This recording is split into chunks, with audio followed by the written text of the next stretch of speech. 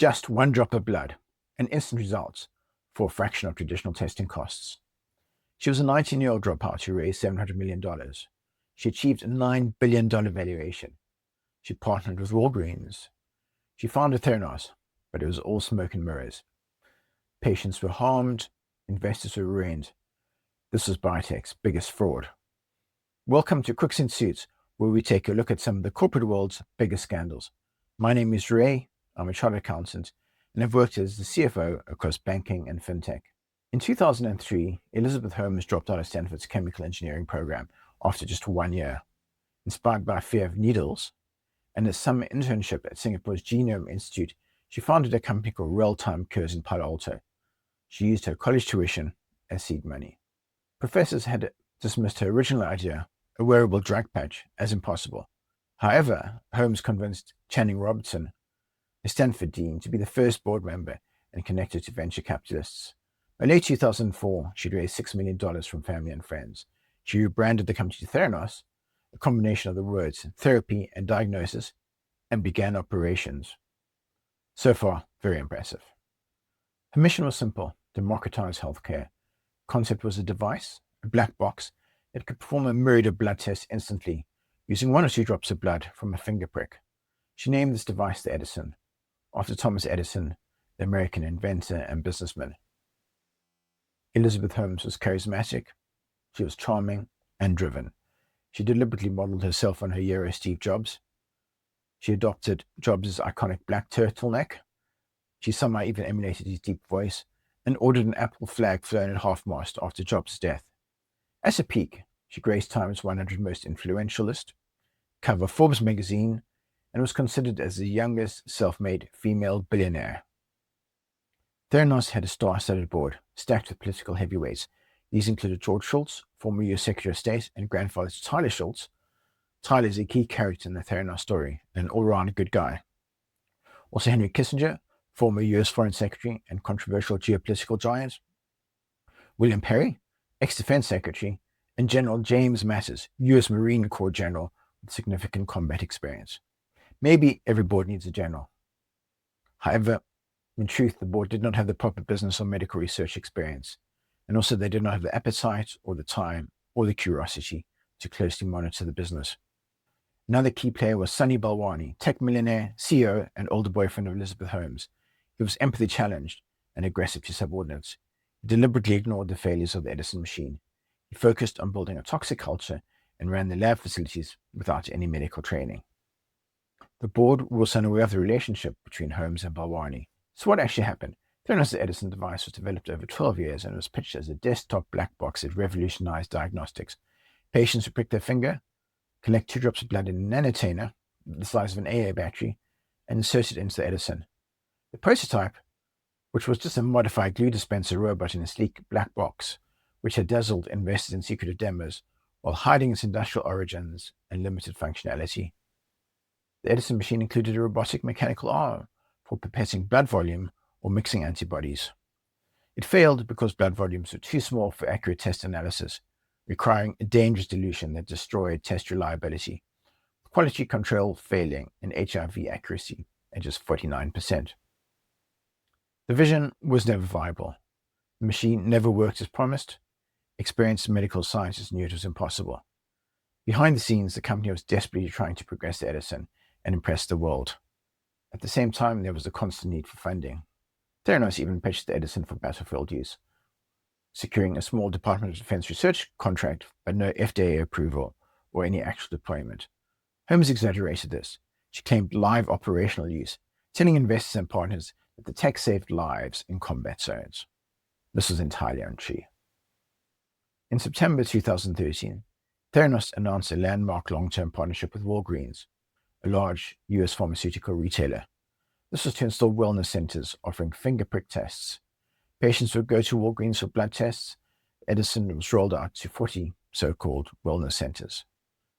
Behind the scenes, Theranos staff became aware of the internal issues. Holmes and Balwani created an environment of intimidation to suppress valid concerns about the flawed blood testing technology. Ian Gibbons was a British scientist who had been appointed as the company's chief scientific officer. He'd been vocal about the flaws in their technology. He attempted suicide after receiving a summons to meet with Holmes, fearing he would be fired for raising these concerns. He said he died a week later. Rather than condolences, Theranos responded by demanding Gibbons' widow return all confidential company property. That says a lot about Holmes and Balwani. Holmes and Balwani enforced secrecy through aggressive legal tactics. At one stage, Theranos had some 800 employees. Despite the issues, Holmes was happy to present apparently successful demos. Investors watched a finger prick sample seemingly run through fluid channels on a screen, with blood appearing to flow from the cartridge inserted in the reader. Then the results popped up in another room. In reality, staff swapped the sample for pre-recorded successful outputs, or they ran it downstairs on commercial analyzers like Siemens, all timed perfectly for the live reveal. Even Joe Biden visited the New York site where Holmes demoed a mock wellness center and equipment. Biden called it the laboratory of the future. He praised innovation for affordable blood testing and early disease detection. The bullying culture sustained the fraud for a decade by silencing truth tellers and enabling Theranos to secure funding. Employees worked in isolated teams. They were forbidden from sharing details across departments to protect supposed trade secrets. Violators faced full lawsuits via aggressive non-disclosure agreements. Two staff members helped expose the company. One was Tyler Shultz, grandson of board member George Shultz. The other was Erika Cheung. Shultz interned at Theranos in the summer of 2013, then joined full-time as a research engineer on the Edison device. Over 8 months, he uncovered failures requiring manual fixes, data manipulation, syphilis false positives, and an open secret that Edison only worked for a small percentage of tests. Most tests were routed to commercial analyzers. He rested his career and confronted Holmes and Balwani in April 2014 by email, but he was met with disparagement. He then sensibly resigned. He spoke to his grandfather, George, but George unfortunately sided with Holmes. Tyler was even followed by private investigators, partly to pressure him into admitting he was the whistleblower, and partly to see who he was meeting. He was also sued by Theranos for NDA and trade secret breaches. He was also pressured by his grandfather. His parents ended up incurring significant legal costs and contemplated selling their home to fund the legal costs. Cheung came under similar pressure, suffering harassment after her resignation. At roughly the same time, the Wall Street Journal also became aware of Theranos' issues through tips from multiple whistleblowers. The initial tip was from a pathologist who doubted their claims. Reporter John Carreyrou led the investigation in early 2015.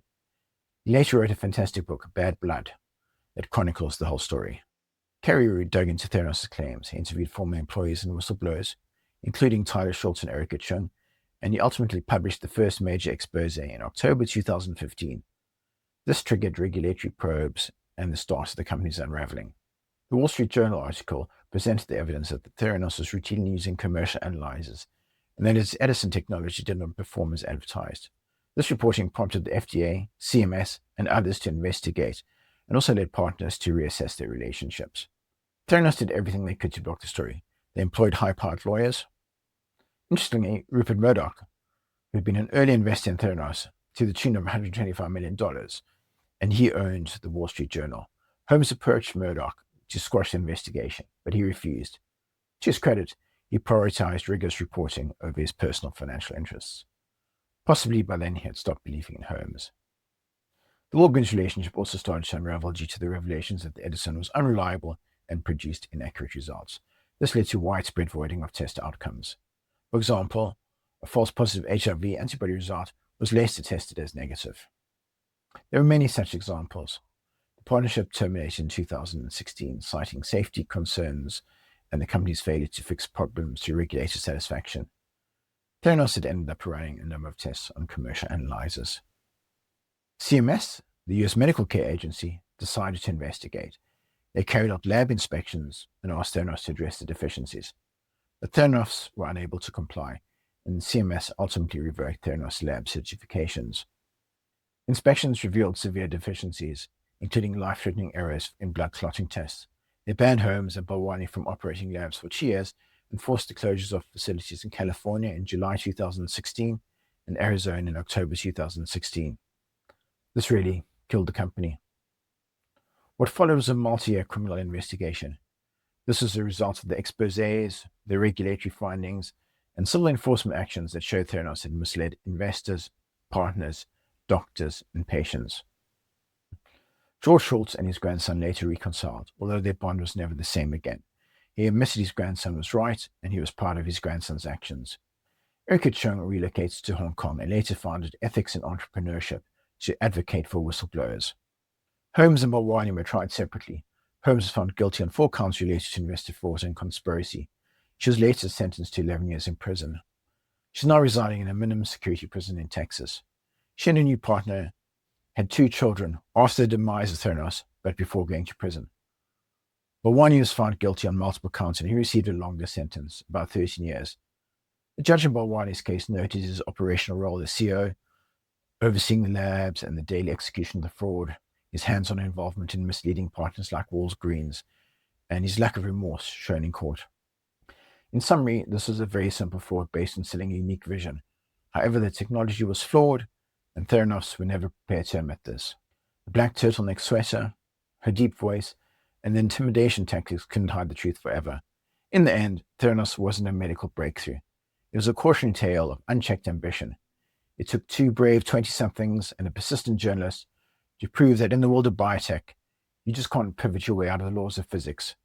They adopted a fake it until you make it approach, common in the software industry. However, by doing so, they put patients' lives at risk.